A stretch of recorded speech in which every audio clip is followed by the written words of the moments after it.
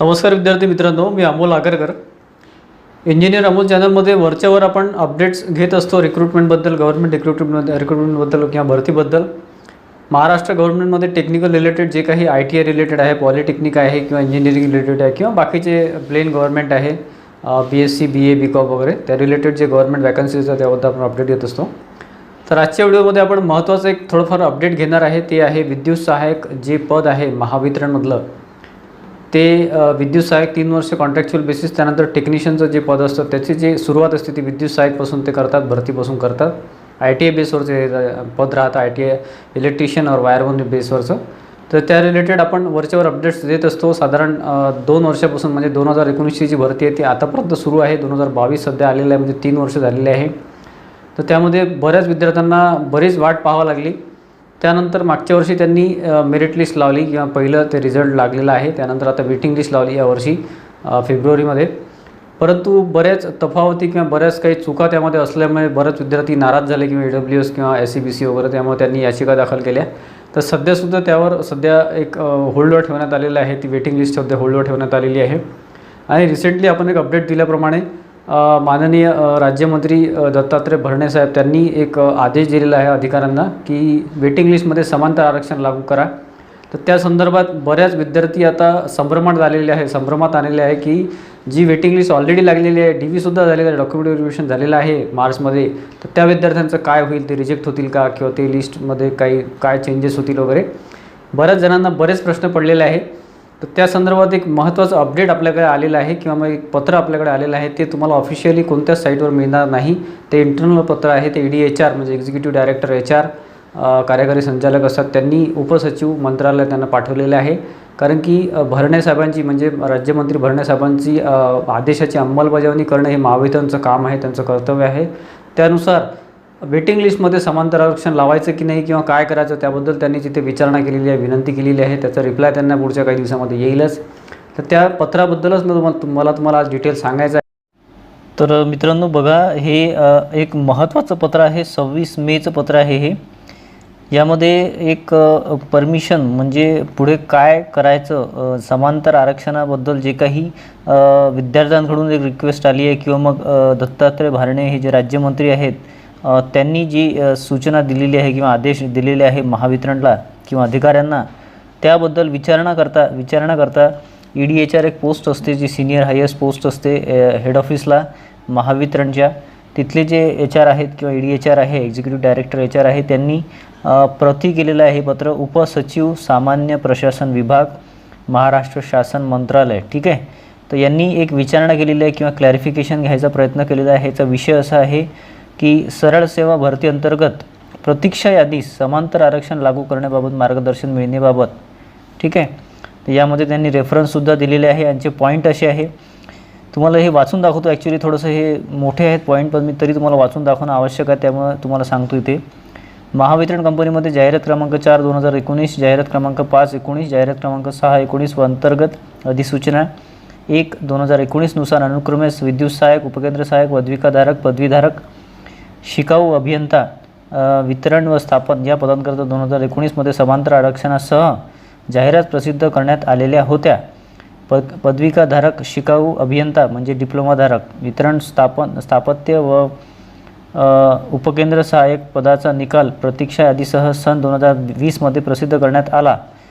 तथापि माननीय सर्वोच्च न्यायालयाने SEBC आरक्षण संदर्भात दिनांक 9/9/2020 रोजी पारित केलेला आदेश व SEBC DWS प्रवर्ग संदर्भात उमेदवारांनी विविध न्यायालयांमध्ये दाखल केलेल्या याचिका इत्यादी बाबींमुळे निवड यादीमध्ये पात्र उमेदवारांना SEBC व EWS प्रवर्ग वगळता, ठीक आहे, हे जे याचिका दाखल केल्या त्यामुळे वगळता नियुक्ती देण्यात आलेली आहे. परंतु प्रतीक्षा यादी कार्यान्वित करण्यात आलेली नाही. ठीक आहे. म्हणजे ही जी आहे वेटिंग लिस्टची कार्यान्वित करण्यात आलेली नाही. वेटिंग लिस्ट अजून बाकी आहे.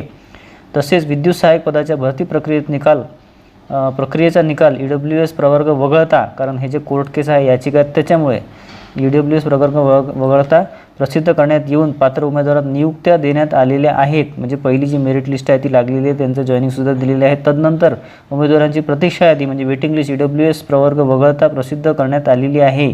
इथे सुद्धा त्यांनी EWS प्रवर्ग वगळून वेटिंग लिस्ट लावलेली आहे. त्यानुसार प्रतीक्षा यादीतील उमेदवारांची कागदपत्र पडताळणी 3-4 मार्च 2022 रोजी आयोजित करण्यात आलेली होती. दरम्यान विद्युत सहाय्यक पदाच्या प्रतीक्षा यादीबाबत काही SEBC आणि EWS प्रवर्गातील उमेदवारांनी माननीय न्यायालय औरंगाबाद खंडपीठामध्ये याचिका 2005-2022 दाखल केली असून माननीय न्यायालयाने 1/3/2022 रोजी दिलेल्या आदेशामुळे प्रतीक्षा यादीतील पात्र उमेदवारांना नियुक्त्याबाबत कार्यवाही करण्यात आलेली नाही. ठीक आहे. औरंगाबाद खंडपीठाने जे काही ऑर्डर दिलेले आहे 1/3/2022 रोजी दिलेल्या आदेशामुळे प्रतीक्षा यादीतील पात्र उमेदवारांना नियुक्त्याबाबत कार्यवाही करण्यात आलेली नाही, थांबून ठेवलेलं आहे. पुढील सुनावणीची तारीख 28/6/2022 अशी आहे. ठीक आहे.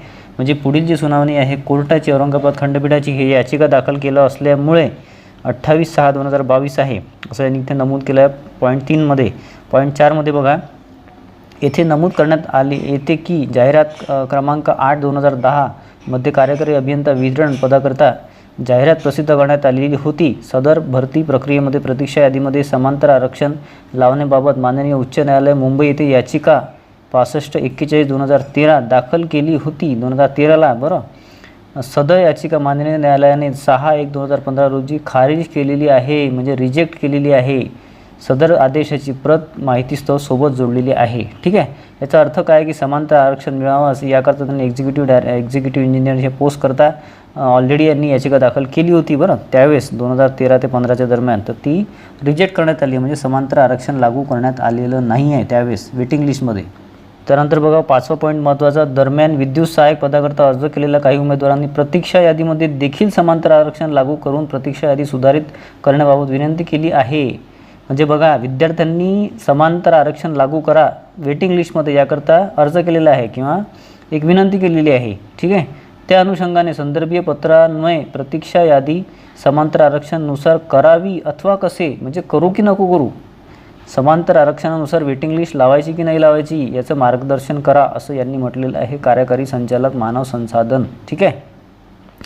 विद्युत सहाय्यक पदभरती संदर्भात प्रतीक्षा यादीमध्ये समांतर आरक्षण लावण्याबाबत माननीय राज्यमंत्री सा.प्र.वी. यांच्या अध्यक्षतेखाली 24/5/2022 रोजी मंत्रालय मुंबई येथे बैठक घेण्यात आली.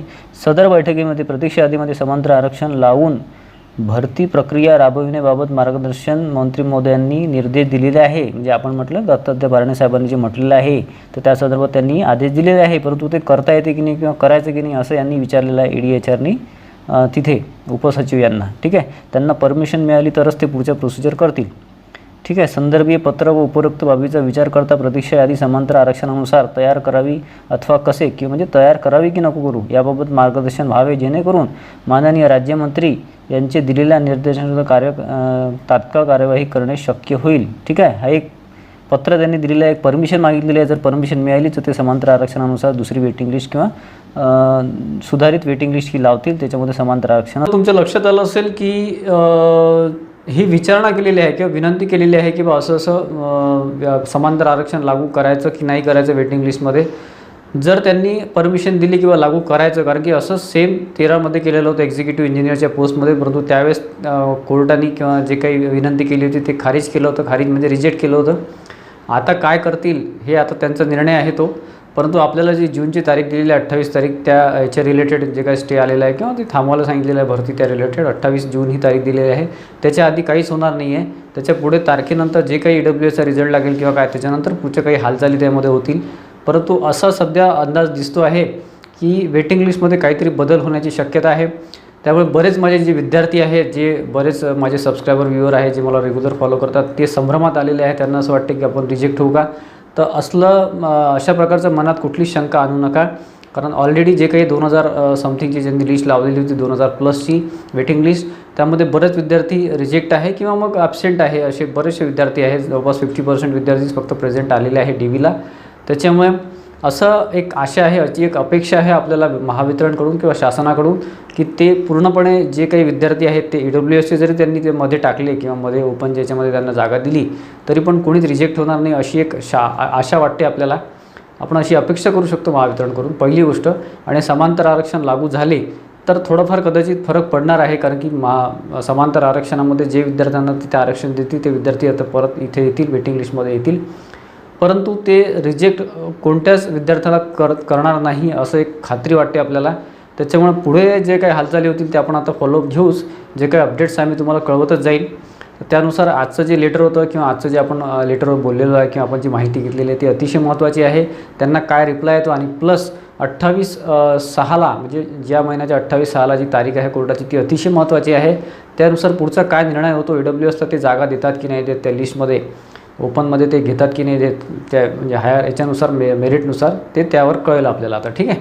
तर त्यानुसार आपण पुढचं जे आहे जे काय आपण ते व्हिडिओ तुम्हाला माहिती देईलच. मी वरच्यावर तुम्हाला जास्तीत जास्त माहिती द्यायचा आपल्या या व्हिडिओच्या थ्रू किंवा चॅनलच्या थ्रू प्रयत्न करत असतो. त्यामुळे आपल्या चॅनलला इंजिनियर अमोल चॅनलला प्लीज सबस्क्राईब करून ठेवा, जेणेकरून प्रत्येक व्हिडिओ तुम्हाला मिळत राहील. आणि बेल आयकॉनसुद्धा क्लिक करा. आजचा व्हिडिओ तुम्हाला बऱ्यापैकी माहितीपूर्वक वाटला असेल, म्हणजे माझ्याकडून जे काही मी माहिती देतो तुम्हाला पटली असेल तर व्हिडिओला लाईक करा आणि जास्तीत जास्त विद्यार्थ्यांमध्ये ग्रुप्समध्ये शेअर करा. धन्यवाद मित्रांनो.